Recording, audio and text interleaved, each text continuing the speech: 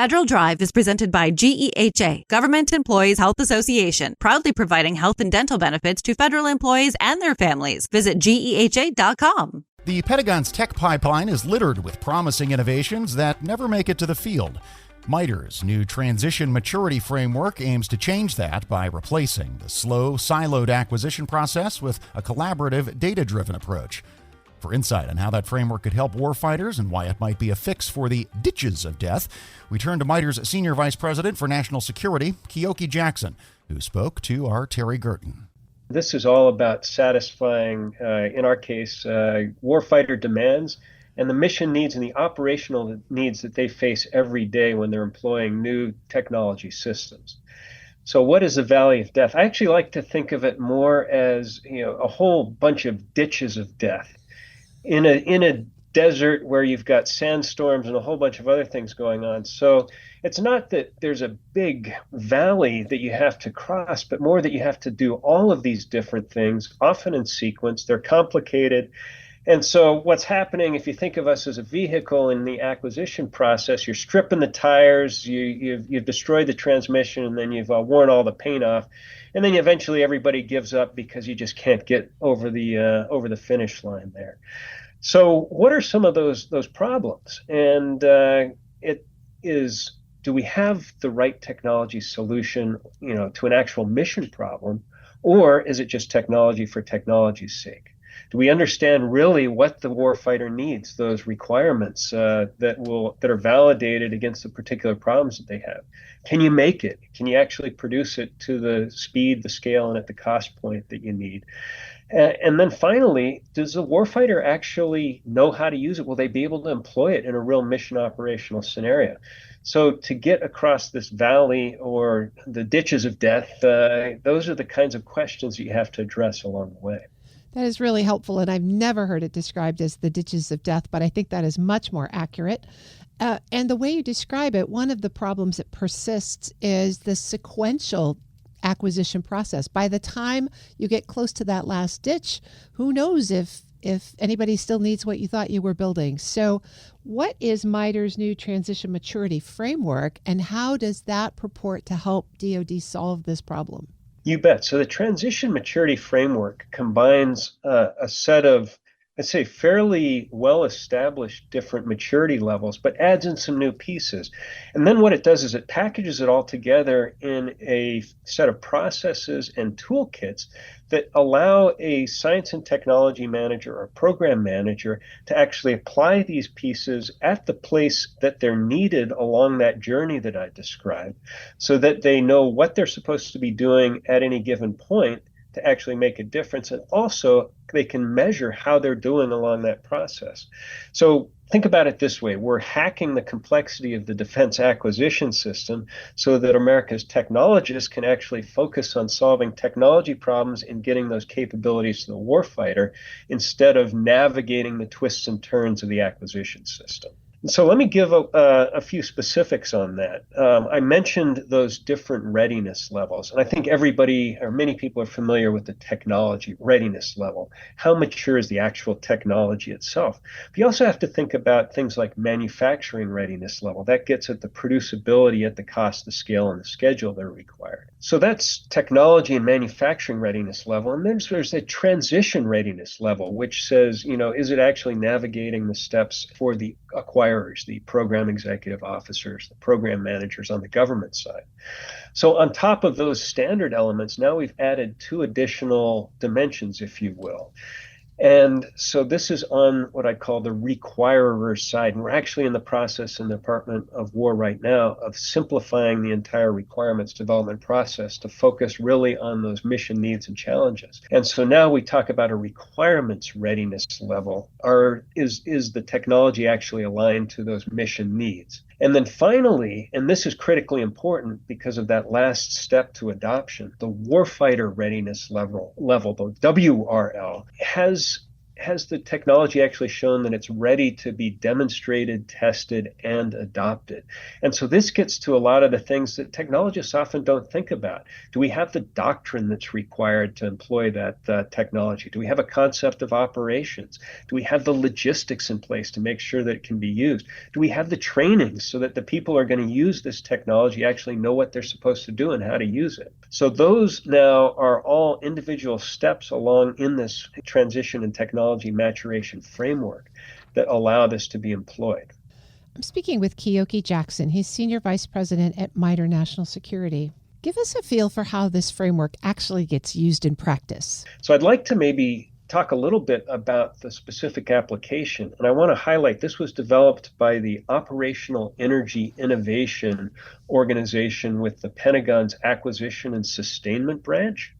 And so OEI for short, they're the ones that are charged with coming up with solving many of the energy and power problems that warfighters face in the field. But that means taking a lot of advanced technology, and what they don't have they don't have these large acquisition programs like a next generation air dominance fighter or something like that that's going to pull those through. So they need to be matching along the way all the time the technologists with the industrial base, with the end users. And so since 2012, they've actually been developing and maturing this idea, this maturation framework to be able to employ their new technologies and get them out into the field. So I have to give kudos to OEI for really taking an idea and then bringing it to their warfighting partners, but also developing something that now is usable by programs across the entire department. I want to go back to those 5 different readiness level topics that you mentioned: technology, manufacturing, transition requirements, and warfighter readiness. Is it too simple to say that what you're talking about is sort of the equivalent of moving from waterfall software development to agile development, where you get everybody around the table, you do rapid cycles and things move a little more quickly and everyone is engaged in the conversation from stage to stage? You're exactly right, because these are not things, you don't want to bolt on the warfighter readiness at the end. You need to be thinking about all of these things in parallel. But the important thing to note with the transition maturity framework is there are specific activities that you do need to do at different points in time, and you may be at different readiness levels in each of those 5 dimensions that we talked about. So what the framework gives you is an easy to use process and toolkit for identifying at each step and each maturity level across those dimensions, what are the specific activities that I need to prioritize right now as a technology development or program manager? And so that gives you a menu, it gives you the prioritization, and it gives you a way to think about the problem that's very tailored to the steps that you might be at any particular time. So that's helpful. There also seems to be another trick to this, and MITRE often emphasizes its zero-stake neutrality. And as you're thinking about getting all of these different groups together more regularly in the development of a weapon system or a product or whatever, there are increasingly very different commercial interests represented at each of those stages. So how does that impact the effort to scale these programs, and why is zero-stake neutrality so important in that process? Thanks for asking that, Terry. So MITRE operates the National Security Engineering Center, FFRDC, that's federally funded research and development center.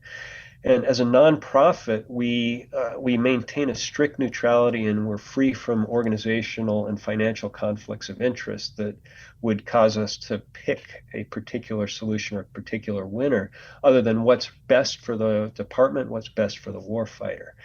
And so that allows us, because we're not competing with any of the stakeholders in this, the commercial solution providers, with the new defense tech entrants, with our defense industrial base, we're able to bring together both the key government stakeholders. These are the requirements developers, these are the warfighters, these are the acquisition process experts, and bring them together with our traditional defense industrial based providers, as well as these new and emerging companies with great ideas but have no idea how to navigate the complexity of the acquisition process, getting in the door to actually getting something out to a warfighter. So MITRE's convening ability and the ability to systems engineer processes that really look at what are the things that are needed at each step of the way and how do they fit together in a way that actually produces the desired outcome. That's the advantage of having the neutrality that you talked about, but also the ability to take a step back and a real systems view. Because at the end of the day, we need to get away from these one-off solutions and what I'd call random examples of success to something that's a lot more systematic and strategically important in defense acquisition. So you mentioned that the technology or transition maturity framework was piloted in sort of a small way. What's next for it? How does it scale up now to be a key enabler of major acquisition programs? Yeah, that's a great question. So as I noted, this started in OE&I, or OEI, but it's actually being bridged out to a lot of different areas now. So let me give you a couple examples. One is we've got a tool called Omni that actually allows you to manage this process and gives you the progress as well as the data-driven insights. So now you've got a tool that can be transplanted into different acquisition organizations and S&T organizations. Some of the things that we're working on right now are particularly focusing on bringing in new entrants and new defense technology type companies, the startups, the people who are less familiar with the department. So we think there's a great opportunity on that front to bring in advanced new commercial solutions much faster.